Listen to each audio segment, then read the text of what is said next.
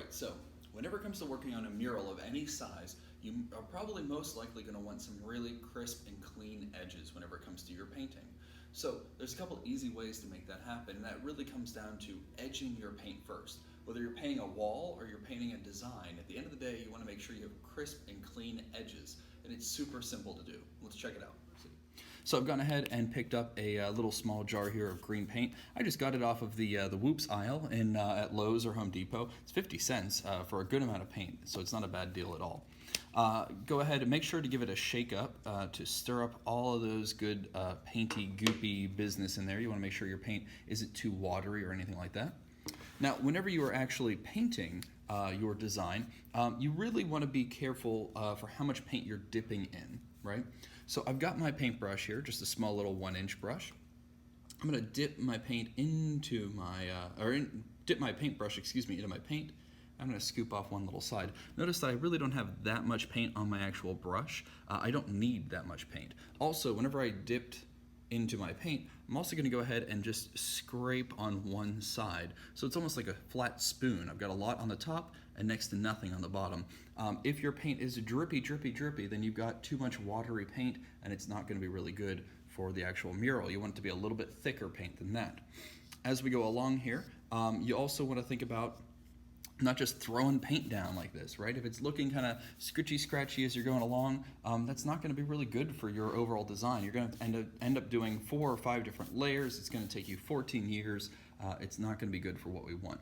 So for our design, what we're going to be getting into here is starting off by edging. So again, I'm going to grab a little bit of paint, wipe off one side. I'm going to go ahead, I've already got my design kind of laid out here.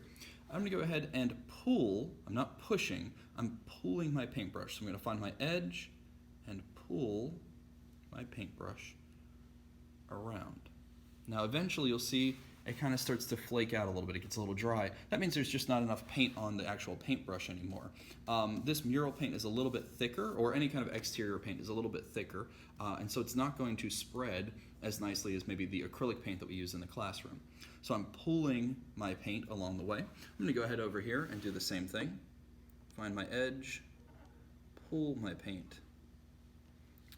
And right about the time that it starts to kind of dry out, scoop up a little bit more. Now, I like to keep my pinky finger on the actual board, on the dry part. I don't want to get paint on it.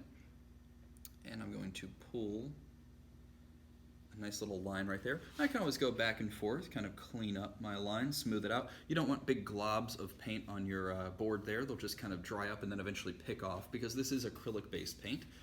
As I'm going along, I'm going to go ahead and kind of fill in. Now that I've got a nice clean edge, now I can come over here and start just applying more paint. Now, so you can see as I'm starting to paint, my bristles are actually pulling back the paint that was on my canvas here on my board. That's a problem that we definitely want to go through and kind of figure out. But the answer to that is not to glob on more paint. It's just going to keep flaking off. The answer is let this area get bone dry, should take about 10 minutes, and then go back and apply a second coat over top. When you are painting, whether it's a wall at home or whether it's a beautiful mural, you always want to paint multiple thin coats of paint. Don't just glob it on. If I'm taking paint and I'm leaving a big old blob on there, that's going to take forever to dry, and when it does, it's going to peel right off my board, and it's going to take some of the underlying paint with it. So big globs of paint are our enemy. Smooth it out nice and thin, and whenever you're done, go ahead and do a second coat if you feel that you're unhappy with the little brush strokes in there. All done and you're happy with it, you'll end up with a nice clean design. You can layer these designs over top with multiple colors to give a sense of three-dimensionality.